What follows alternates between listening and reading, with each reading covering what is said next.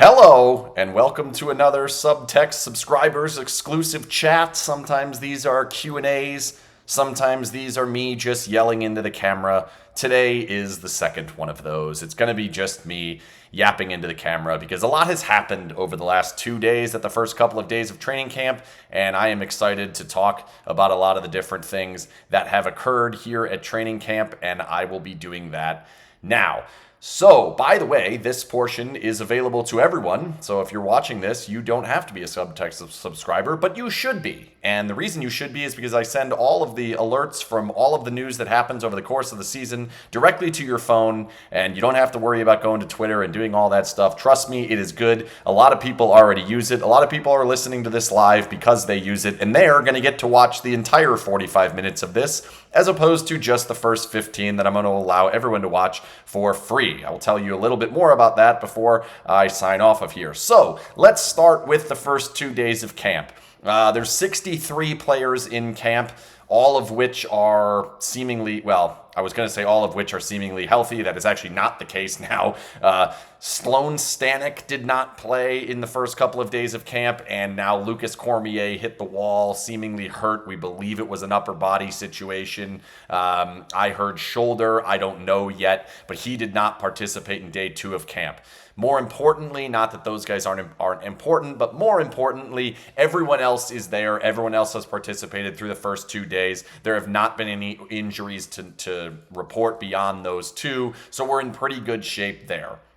The first thing, the main thing, the most important thing we were looking at through the first 2 days of camp was who lines up with who, what does it look like utilizing this new lineup. Obviously, the defensemen are all there. However, there have been some changes there. I'm going to get to that second. The bigger part was the forwards. That's the group that we weren't exactly sure how it was going to line up. What was it going to look like? Who was going to be with who? And then more importantly, as we go on, how is that going to last and how long is that going to last? And who's going to play with who during these regular season games. So the very first group came onto the ice, and even before that, Kelly McCrimmon spoke. We might get into a little bit of what was said in there. He basically spilled the beans that it was going to be Olofsson getting the first chance with Eichel. So I wanted to kind of dig into that quickly because I think the first thought that everyone has when they see Olofsson's going to be with Eichel, and by the way, it's Barbashev on the other side, I think we're all probably on board with saying, well, Barbashev and Eichel have worked. They did pull them apart in the playoffs last season. In the last 3 games of the postseason, they did actually have Barbashev with Stevenson and Stone, and that was pretty good. It does seem like, though, Barbashev's time with Eichel has been successful enough that everyone's pretty comfortable with that being the case, and I think that that will continue being the case moving forward, and that is where we're starting. On the other side is Olofsson. So the thing that's going to come up about Olofsson every single time that he plays with Eichel early in the season, I'm talking any preseason games that it happens, anytime you see anything written about him, the first couple of games, if those guys are ending up together, it's going to go back to the time in Buffalo. And the time in Buffalo was about 1.5 years that they played together. There were injuries from both of them, Eichel and Olofsson. Eichel ends up getting the big injury that keeps him out for the extended period of time and ends his career in Buffalo. We then know he ends up coming to Vegas. Olofsson remains there.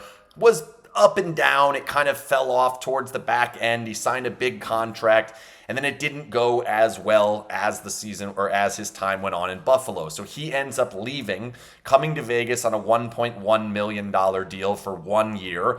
Basically the prove-it deal. We don't know how many suitors there were. We don't know what happened and how interested the Golden Knights were, or if they were just, that's the best available option. We don't have all of that information. We do know he is here now. One piece of information that we did gather was that Eichel and Olofsson had not spoken prior to Olofsson signing here. So this wasn't a situation where Eichel recruited Olofsson and said to the Golden Knights, hey, this guy's available, we should go get him. That's not what happened. Olofsson liked the opportunity to come to Vegas. I think the Golden Knights probably said, well, he has played with Eichel. This does seem to make some sort of sense. So that's how that came along. That being said, I wanted to dig into the Olofsson-Eichel connection because it's going to be the main topic of why they're playing together. Why is Victor Olofsson on the top line of the Golden Knights? It's because of about 70 games together that they played, and it wasn't, let's put it this way, it were 70 games that they both played on the same team. They did not play together for all 70 of those games. However, they did play for 893 minutes on the ice together. They were on the ice for 38 goals for and 35 goals against. So those numbers in and of itself are pretty good. It was a bad Buffalo team. They were a plus line at 5-on-5. That sounds good. Digging deeper into those numbers, though, they had a 60% offensive zone start, which is not astronomical, but it is leaning a little bit more. You should have positive stats when you start more shifts in the offensive zone than the defensive zone. They did have that with goals scored. Where they did not have that was scoring chances, high danger chances, and expected goals. All of the advanced stats that we look at with that line, and I didn't go too deep into who the third guy was. It doesn't really make a difference to me. I don't think Barbashev is going to be like the magic weapon that's going to make it so that no matter who goes with Eichel, that person's going to fit. I think it has to be a good fit. So when you look at just Olofsson and Eichel, they did not have positive underlying stats. Again, bad Buffalo team, not a team that had great defensive defensemen that helping attack.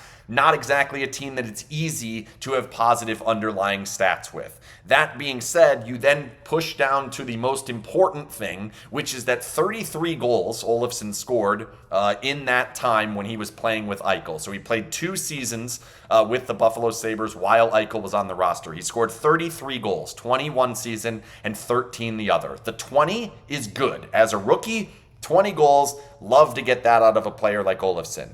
13 the next season, not as good. He did have a better season. I want to say he got to 28. He has as good time, but it wasn't all with Jack Eichel.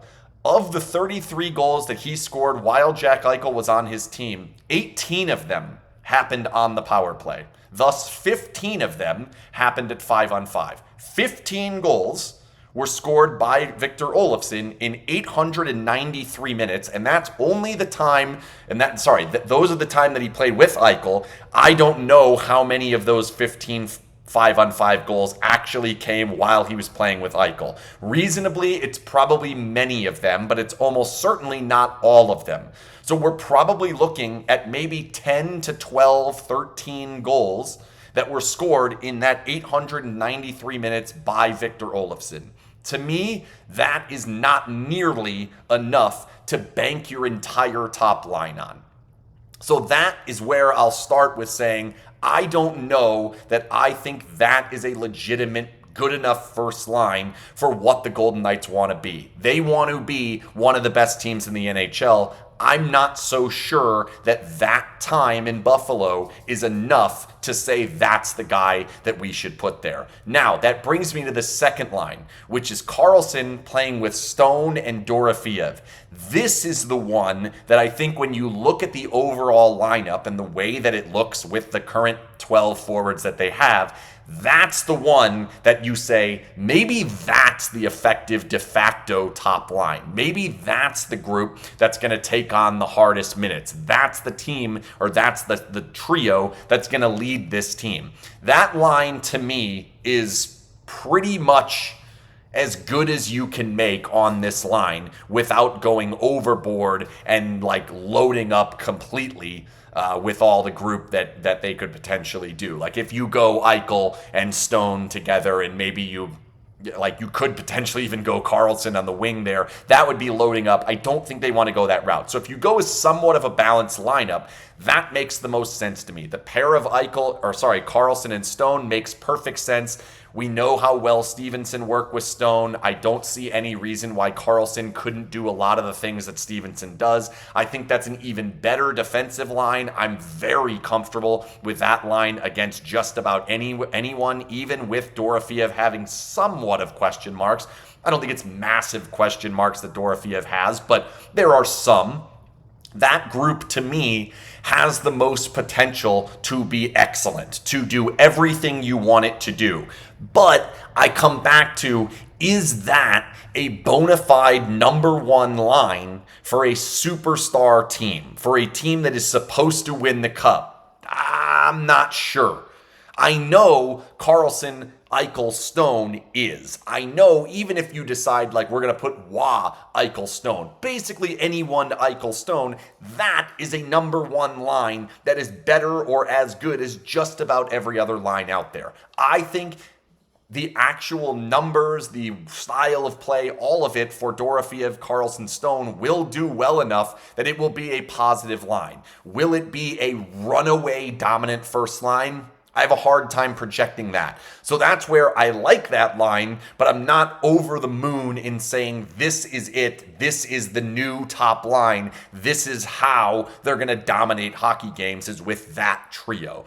It brings me to the third line, which is Hertl. So Cassidy talked a lot about Hertl and really not knowing who maybe fits with Hertl. They tried a lot in the short time that he got to play last year. It was just 11 games. There were a bunch of different combinations they used. He was stapled to Stone for a little while. He got to play with Eichel for a bit. There were a lot of different options, and really, none of them truly worked. He was really only all that effective on the power play. So as they look for who is going to fit, the thing that was basically what jumped out to me was Cassidy said he wants to find another player who plays down near the goal line, who can help protect the puck, who can help complement some of the things Hertl does. Now, I think it's important to note we're going to have to get the puck there and have possession of it to actually make that happen. That's where I look for, maybe you do need some speed, you do need something, some forechecking to get yourself into that position. I don't know that we have it with the line that's currently there. I don't know what to make of the line, though. It's Wah, Hertl, Holtz. How that's going to look, hard to say. We don't know a ton about Alex Holtz yet. We know that Nick Wah has had some success as a winger. Other times he hasn't had success as the winger. He certainly cannot be your offense driving winger, which I don't think he has to be. In many ways, he would be kind of be the third offensive option on that line. I like that portion of it. I think the idea that potentially if you can get possession deep in the zone, I like what Alex Holtz will bring in the offensive zone, kind of playing off of Tomas Hertl. That looks good to me. That seems fairly exciting. But as a group, as a whole, not sure about them in the defensive zone, not sure about them through the middle of the ice because there's a very limited amount of speed through that group. Not so sure if the actual puck protection between the two guys who are very good puck protectors in Wah and Hertl is actually going to lead to generating chances for Holtz. That's the part that I think we need to see. It doesn't scream dominant to me, but it also does say this could go well. There's a lot to like about the potential options of what might happen there. That leaves the fourth line, which is now Tanner Pearson, who's on the PTO. We'll see what happens there. I have a little bit more to say about him that I will say in the exclusive chat. And then Howden and Kolazar. Howden and Kolazar, I think alone, no matter who happens to be that third player, are going to do the job. I don't have much concern at all about the fourth line. It's one of the things that I think has kind of gone, I'm not going to say unknown or under whatever. It's just we haven't talked a ton about it, is that the Golden Knights do have an abundance of players who could potentially play in that spot to make a decent to very good fourth line. Obviously, a lot of the talk has been Nick Wah being the center. You put Howden and Kolazar next to him. That's one of the better fourth lines you can make. I think that is a possibility. We may get to that. But even without Wah, even if you move Wah up, I've said this before, I think Nick Wah might be the third best winger on the team, and he's the fourth best center on the team. So it's weird of how they're actually going to use him. Right now, seems like they're leaning towards using him as a wing. I still think Howden, Kolazar, even with Pearson, if it happens to be Aston Reese, Lachinsky, Ronebier, whoever happens to take that spot, I think that's going to be a pretty good line. And that's the portion where I look at it and I say, yes, even with the question marks of line one, even with as much as I like line two, but I'm not 100% sure that that would be a true top number one line, and I'm even calling it line two. As much as I have some questions with line three, but some excitement of what they can possibly be, I think we haven't gone through enough in saying if this team is healthy, there is enough throughout the lineup that we still have a very good fourth line to look at, and therefore therefore, combine that with enough good players above, however that's going to end up working its way out, a good fourth line, an excellent group of defensemen, and goalies who we believe can do the job, assuming everyone does their job in front of them and doesn't leave them out to dry. If all of that happens and the team remains healthy, this is a very good hockey team. Despite a few holes here and there, despite some unknowns on the power play and how the penalty kill is going to work and all of that, I still think because of how good that fourth line can be with all of the other players filling in above, this is still a very good team. And to me, arguably the best team in the Pacific, probably more likely behind one of Edmonton or Vancouver. That's kind of where I see it right now. Obviously, plenty of time for it to change.